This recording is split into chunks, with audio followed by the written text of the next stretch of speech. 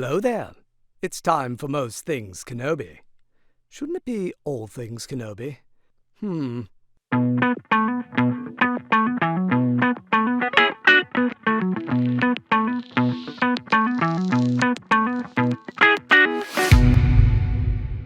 Hi everyone, welcome to another episode of Most Things Kenobi, a podcast about Obi-Wan Kenobi and all things Star Wars. I'm your host, Leanne. And I'm your host, Lauren. And really, this episode is long overdue. But since Yes. since he does do the intros to every single one of our episodes, thank you, James Arnold Taylor, we are dedicating an entire episode to the greatness that is James Arnold Taylor. Yes. Yeah. For those of you who don't know, he actually is the voice of our intro. We sent him a message on Instagram. I know we've said this a few times on the show, but just for any new listeners, we sent him a message on Instagram, explained how we became best friends basically because of him. Yes. Because of his performance as Obi-Wan. That's how Leanne and I found each other. And I just said we're starting a podcast, and we were not wanting to do a jingle necessarily, but we thought maybe if you would just say hello there, we could use that as our intro. And next thing I know, I'm getting an email with a long audio file and all these different variations for us to use. Yeah. And he was so generous. I offered to pay him and he didn't accept. He just gave it to us out of the goodness of his heart. And I was just really in shock. I remember the day that you told me that and you sent me the file. Like, I literally almost shit my pants, like, because it was Obi-Wan. It was Obi-Wan in the inbox, like.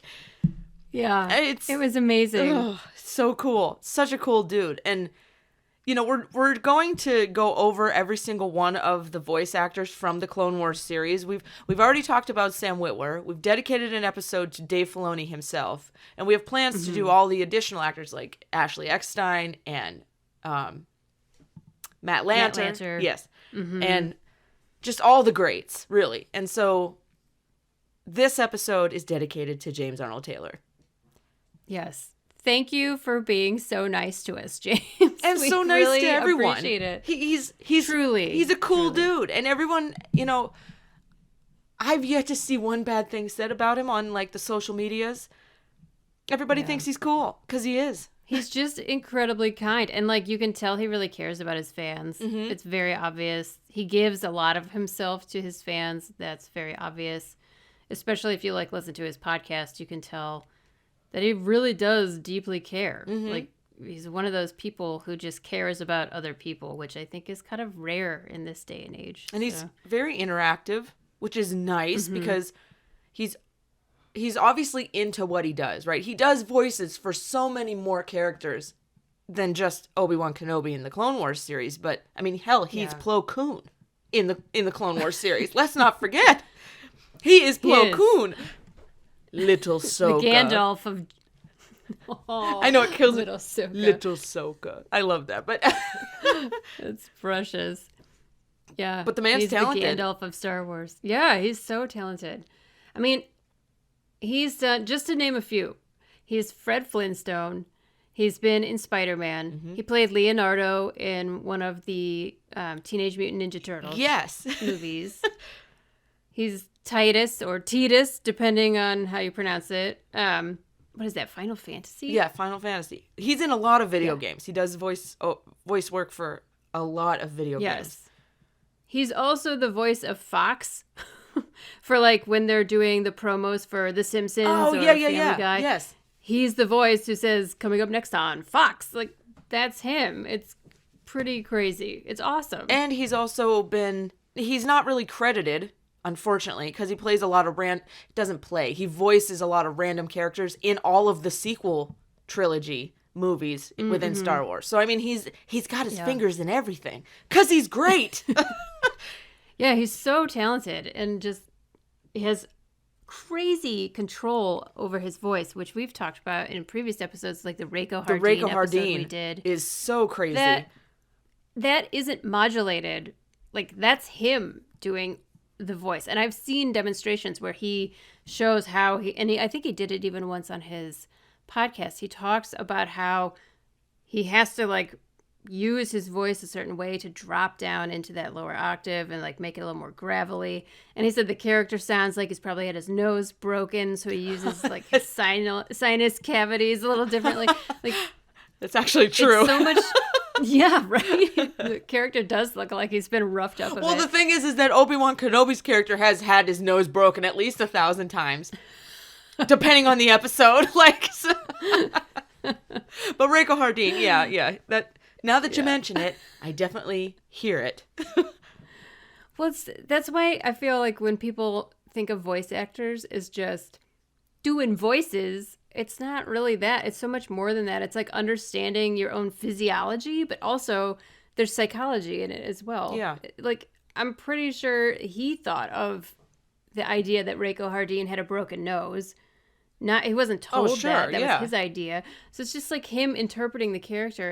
It's really impressive, and the amount of care and thought and like craft, so to speak, in his performance is really impressive. And we talked about when we did the Reiko Hardin episode, we talked about how just when he talks as Obi-Wan, but within the form of Reiko Hardin, he brings out that little bit of accent, that little bit of Obi-Wan Kenobi swagger, if you will. Yeah. Even though it's still in Reiko Hardin's voice. I mean, that's impressive. I mean, that's control and the knowledge of a character, you know?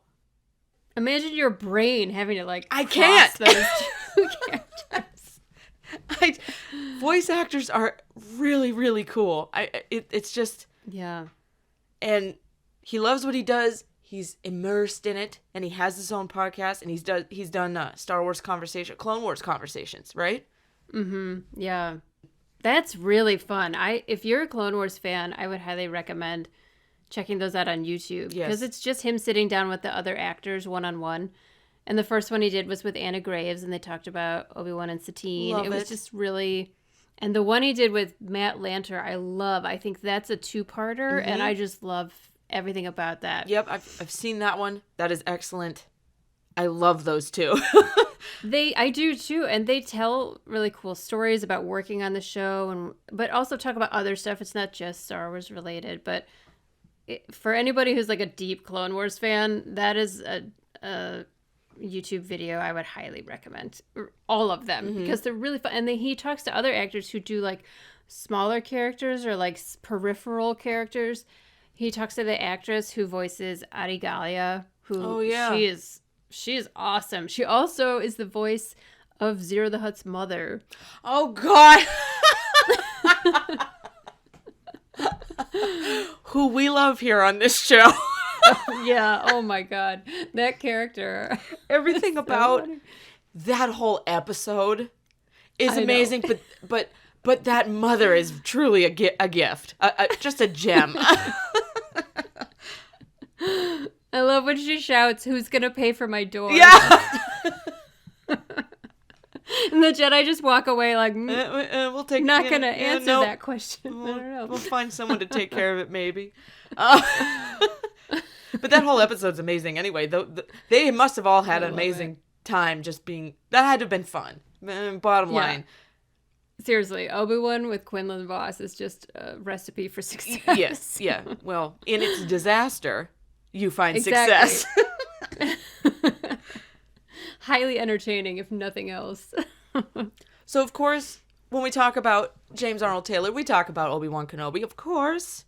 But he also has his own podcast, which, by the way, he has just recently called us friends. Yes, you heard it. He called us here on Most Things Kenobi his friends on his podcast. And the moment we heard that happen, Lauren called me at work, nearly shitting her pants when she had heard it on his podcast, which, by the way, is called Talking to Myself, correct?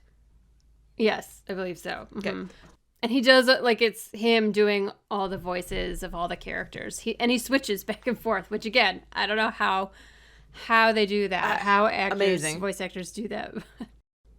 So James shouted us out on his podcast called Talking to Myself, but he often reads comments and answers questions from the fans that he reads. And Lauren here left a comment, a very nice comment, and he read it and said his good friends at Most Things Kenobi, and then said that everyone should go follow us, and we kind of died.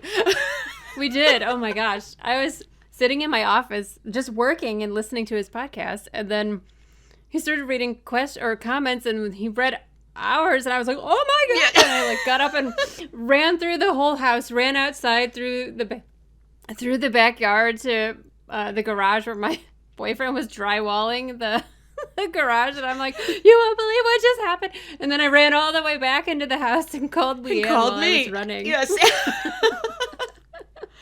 And it was, we fangirled, but who wouldn't? I mean, come on. It's well, he shouted us out, and then he read our comment, the comment I left, in the voice of Obi-Wan Kenobi. Which, I mean, icing on top of the cake right there. I mean, Yes. God.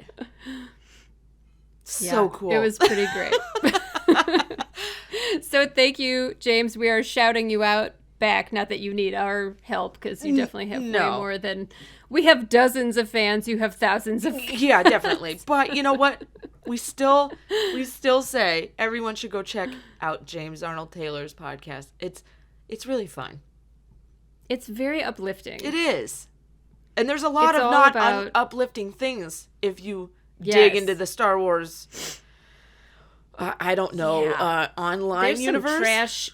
Yeah, there's some shit talk out in the Star Wars universe. There's a lot of lately. nitpickiness that's really unnecessary. I mean, are we not here just to escape and have fun? Yeah. I always thought we were. Yeah. It's one thing to criticize or have an opinion or something, but like it doesn't always need to be said. You know, you can think anything you want. Yeah. Doesn't necessarily need to be written and posted everywhere, but Well, it's that old adage, right? If you can't say anything nice, don't say anything at all. Yeah. Like, why are you going out of your way to say mean things about anything? well, look, it's no secret that we don't like The Last Jedi. All right, we're pretty vocal about that, but we don't go around telling everyone who likes The Last Jedi that they're wrong. right. You know, and so Exactly. that's how it should work. Everyone's allowed to like what they want, dislike what they want, but leave it at just that, you know? And so if you want an if you want an uplifting, positive place to go, James's podcast is just that. Yeah, it's really, really nice. It's spiritual, that's for sure. He's very open about like his faith and his spiritual beliefs. So maybe that's not for everybody, but if you don't like that part of it, you can always fast forward to the parts where he talks about like his book, like Jat 365 is a really good example. Oh, yes. I have that. It's like it's kind of like a daily journal where he writes an inspirational prompt and then asks you a little question and gives you a place to actually write in the answer. It's just to kind of like help you stay in a positive headspace, which I think is just like such a noble thing to offer the world. Mm-hmm. You know, you can buy it on Amazon, but he also has it for free just on his YouTube. Yeah. So it's, you know, it really, honestly, personally, it really helped me through a really hard time. And sometimes I'd sit down and listen to the YouTube. It's literally like a minute and a half. And it'd be like the thing I needed to hear that day that just kind of like uplifted me or put me in the right headspace. So yeah, I just really enjoy listening to his podcast. It's nice to... Sometimes it makes me laugh out loud because he does all these different voices, and he just did one in the last episode that was like negative Nelson or something. I can't remember, but it was like someone who was like, oh, I don't know. It was so funny because I was like, that's exactly how I feel because I'm always like nervous in new scenarios. It was really funny. Like, is anyone else out there nervous about parking situations in places that are brand new to them? Because I am. I hate that. I think that's common when people don't know where to go. Yes, I it can't can be stand that. scary. Oh, it drives me nuts. Can anyone relate? I've told you this before. I hate going into a restaurant or into any place where I'm meeting someone and I have to find them. Go find the booth that they're at, the table that they're at, or wherever they're sitting. I hate that. Yeah. It really bothers me. Yeah. I hate looking stupid because I don't know something, like where to park or where to find my friend who's I'm meeting, shit like that. Yeah. Anyway, what does this have anything to do with anything? Tangent. The tangent has occurred. We have to have at least one tangent, yes. You know what I would like to ask James Arnold Taylor? Have you ever heard him say this? Is he a big video game player? Is he a gamer, or does he just do voices for video games? That's interesting. I think he actually did say something about this in one of the episodes I listened to. Like he and his family have video games, especially if he voices them. I'm sure that they have them. But he's really big into like classic video games.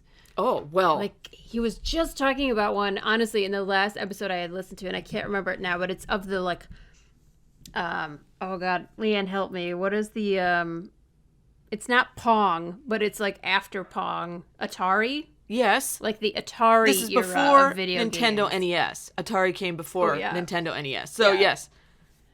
So it's like older Atari games. Like he's all into vintage stuff. Like he loves vintage microphones. He likes vintage cars. He's actually a big collector of watches, which is kind of cool. Okay. Niche. He talks about that in his That's podcast. nice. So, yeah. I love, though, when he talks about, like, microphones, because now that we've been doing more voice work with our podcast and everything, it's interesting to kind of learn how different microphones have different sounds to them and can handle different kinds of environments, and it will either add like warmth to your voice or that kind of stuff. So I always find that really interesting when he talks about that kind of stuff. Well, he does a lot of video game voice work. Ratchet and Clank being like the top, Final Fantasy, Kingdom Hearts, which I was actually surprised to see, but also he does a lot of the Star Wars Lego voice, which makes sense. People really love the Star Wars Lego stuff. I've never gotten into it. I do. But you recommended watching the Star Wars Lego Christmas? Is that the one? Not the full episode. Okay. I don't know too much about. I just can't get with like a toy being a video of a movie. It's a stretch for me. Like, you know what I mean? I think, but people love it. Usually they have something pretty funny in them. I've heard that the Star Wars Lego video game is awesome. I've heard it's like one of the best Star Wars video games out there. But which I have not tried. But he has done Obi-Wan's voice in Battlefront 2, which I do own. Which was... And I'm terrible at it. So I was going to say, have you played I'm it? terrible I've heard at it. It's really hard. It's really, I mean, I am not good at first-person shooters, and it's kind of got that. You can go third person and see your character, but it's really hard to get to, like, a point where you get to be the... your choice of characters expands as you get better, and I've never gotten better, so I've never gotten more characters to play. Oh, I see. And so...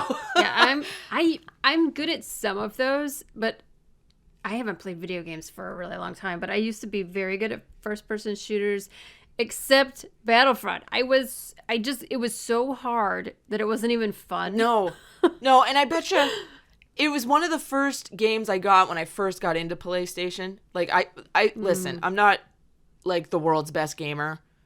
I've just recently started. I started with a PS4. Correction, I started with Atari and Nintendo NES back in the fucking day. Okay, then there was a huge... Did you ever have a Sega system? No, but my uncle did, and I played his Sega all the time. Yeah, I loved Sega. Sega was great. My cousin had Sonic, and I loved playing Sonic. Sonic. I always played Tails. The that's fox cute. with the double... Anyway. Yes. And then there was a large gap of decades there, and then I got back into gaming. My dad got me the Nintendo NES, like, cube of just, it's all the digital games are on it. And so that's cool. Basically prompted me to get the PlayStation 4. I now have the PlayStation 5. I got it last year when it was still hard to get. But then I got a Nintendo Switch, so I'm basically all in at this point. But one of the first games I got was Battlefront 2. And I didn't know what the hell I was doing. But I bet you if I picked it back, I've progressed to other games. But I bet you if I picked it back up, I might be better at it. I just have never gone back to it. Well, especially now that you've been doing the, what is that Viking one you've been playing? Valhalla, Assassin's Creed. Yeah, Assassin's Creed. You're probably better now because you...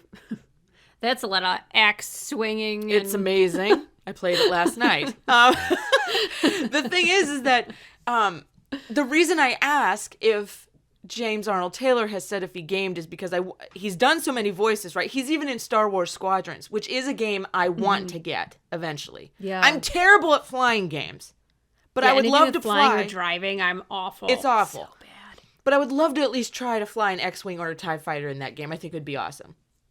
You know what would be awesome is if they made Squadrons a VR game. Oh, you would That love would be that. awesome. Lauren is the Oh my VR God. gamer of this pairing. I do. I love VR. Oh my gosh. I have an Oculus and I can go in there and not come out. You have a whole 8 imprint hours. on your face. I do. And when my headset's dying, I'll plug into the wall and stand next to the wall and play because I don't want to stop. It's so good though. It's so fun. It's so fun. And if any Star Wars Lucasfilm person is listening, I have a great idea for a VR game where you just explore different worlds in Star Wars. That would be amazing. You I can would drop down love onto that. Tatooine, yeah, and like walk around, drive a speeder. It doesn't have to be like they don't all have to be intense, scary. Like I've played a zombie game recently. It was so fun but terrifying. And didn't you play? Like I would. You did a climber game where you literally fell and it felt like you were falling. Yes, like off the rocks. That's my too God. much. I mean, I rock climb for real, and it was nothing like rock climbing for real, first of all. And second of all, I have never become more motion sick in my entire life. After maybe 15 minutes, I literally peeled the headset off my head and just laid down on the floor. And after about 45 minutes, I crawled up onto my bed and laid there. And it was just like, I was sickened. It was, and I had it on like you can adjust the settings so that they don't make you so queasy. And it didn't make any difference. That was so nauseating. When VR becomes too real. It's like a known problem that people can get pretty sick playing it. So, yeah. That's why I have my own headset. If I puke on my own headset, nobody's gonna be bothered.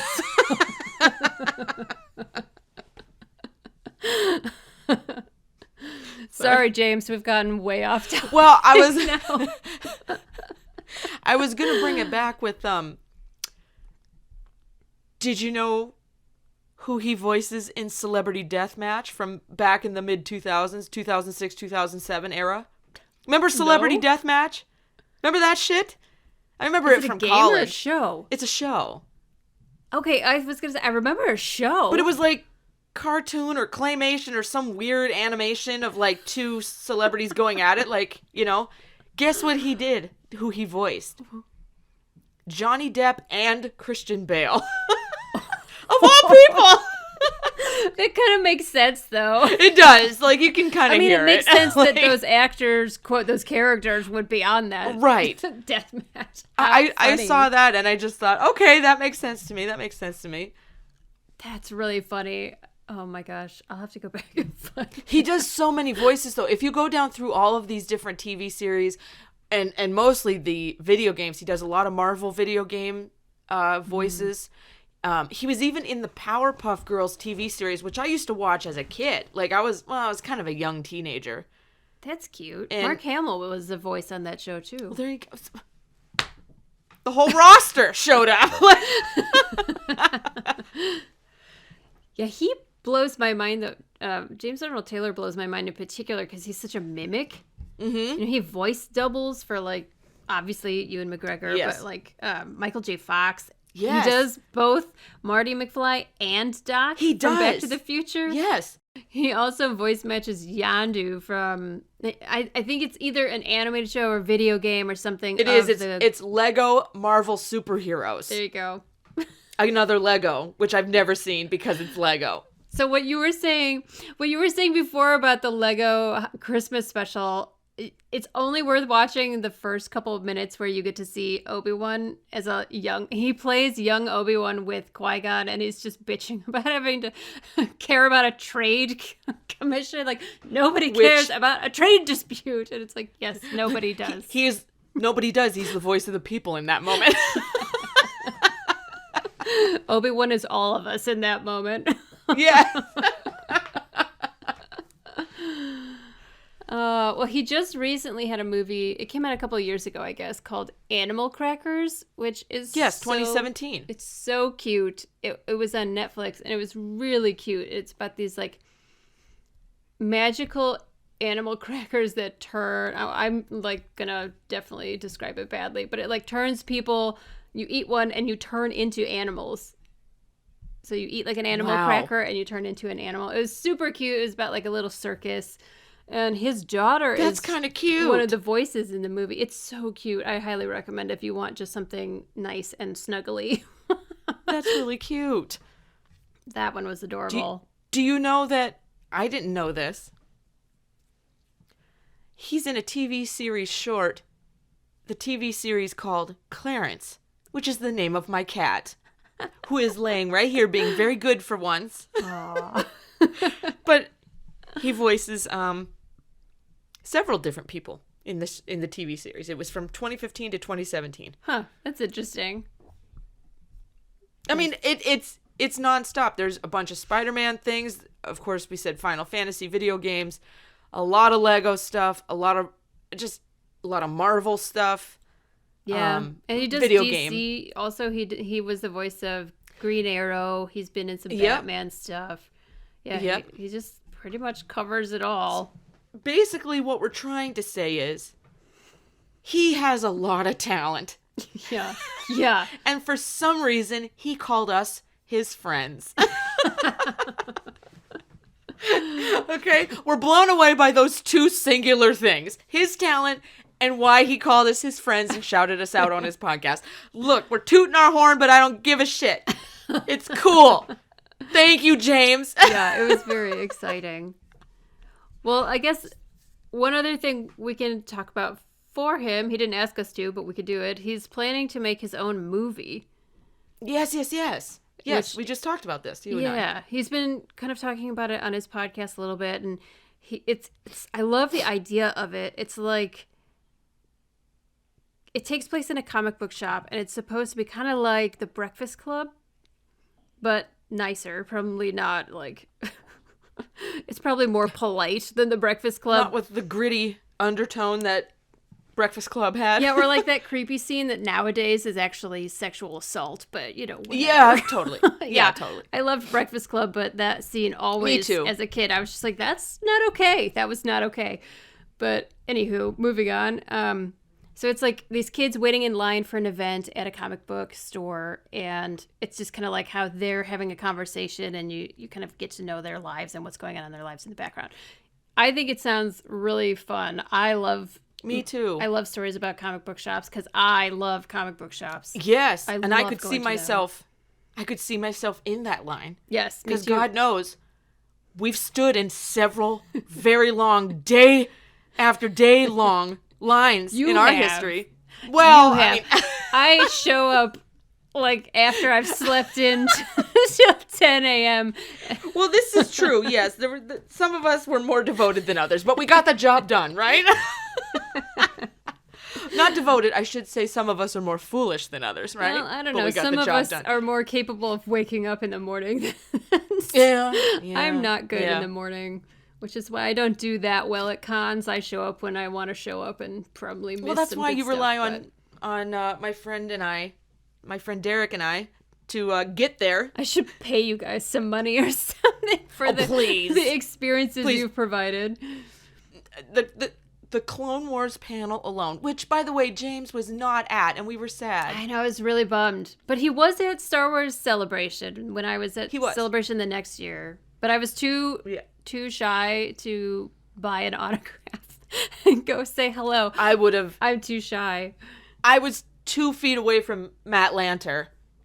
and I didn't say anything. Yeah. So, I mean, we're even. I mean, it's just like when you're there and you're in the moment and you're like that close, you just kind of close up. Yeah, it's true. At least we do. Yeah, and clam up. Like I straddle the line of like wanting to be selfish and go say hi and like fulfill that. And also they're people too. So you want to respect Yeah. their privacy and distance and like not bombard them. Yes, they should be able to just walk around and do Exactly. whatever they want without being harassed constantly. Yes.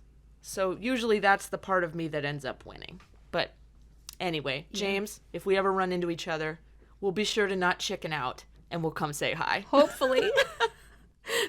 Or you're welcome to come say hi first, even though you don't know what we look like. Well, yeah. I mean, you're on your Instagram. I'm kind of Yeah. the more anonymous one. I guess I'm starting to Which, show if we my get our face a little Twitch more. channel, if we get our Twitch channel in order, you will see us both more. Yes, I'm excited. That's going to be really fun. It's coming. It's coming.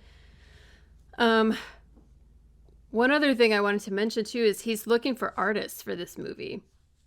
So we have a lot of really talented artist friends who might be interested in the opportunity. So he was saying that they would not be able to pay the artist, but it would be an opportunity for you to draw like comic book type covers because they need art and like fake comic books because they're not paying for licensing or anything like that.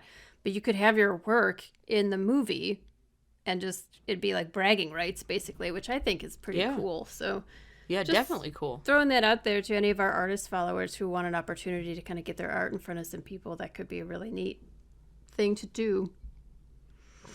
Definitely looking forward to seeing what unfolds with that movie of his. Yeah. It's going to be fun. It could be really cool.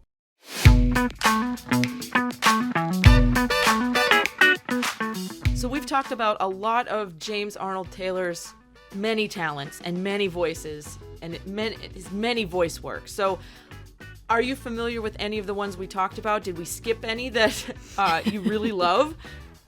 Bottom line, tell us what other works you love that James Arnold Taylor does. Either voice work, directing, producing, Yeah. maybe things you're looking forward to. Let us Yeah. know.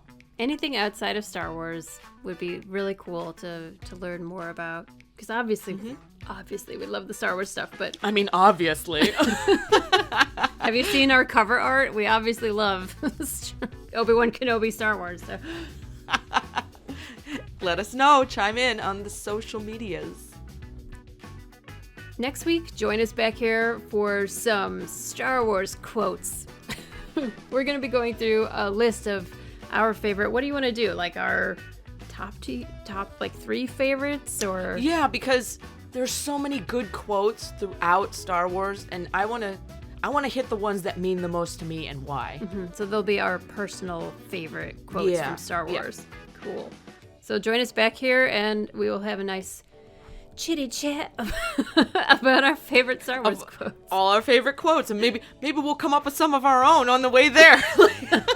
Peace is a lie, bitch. Last week we did our first Women on Star Wars roundtable about Padme Amidala, and we had our very good friend Jenny from Jenny Marie Studios, an incredibly talented artist, join us for that discussion. So when we asked the audience what they thought about Padme, we actually did a few interactive Instagram stories over on our Instagram account at most_things_Kenobi. And one question was, how do you feel about Padme? 87% said they adore her, 13% said they didn't like her. When asked, which of Padme's traits is your favorite? Of the choices, her beauty, her strength, her compassion, and her courage, number one choice amongst people that answered was her courage, followed by her compassion. When do you relate to Padme more, we asked, and 55% said when she's soft and kind, and 45% said when she's kicking ass. And also, how do you feel about Padme and Anakin's relationship? And it was a tie. Number one was it's unhealthy, but a tie for second was it's heartbreaking and it makes me uncomfortable. One person wrote in, what do you think about Padme Amidala? Their answer was brilliant, fought for peace, one of the few reps that wanted to negotiate and use diplomacy. Absolutely true. And another person wrote in that she deserved better. And I think we can all agree, whether we like the character or don't like the character, we can all agree that she definitely deserved better. Thank you so much for joining us here on the Most Things Kenobi podcast. Remember to follow us on Tumblr, Twitter, and Instagram, and don't forget to subscribe on your favorite podcast player. Plus, you can always find us over at mostthinkskenobi.com. So until next time, my space twin, may the Force be with you. Always.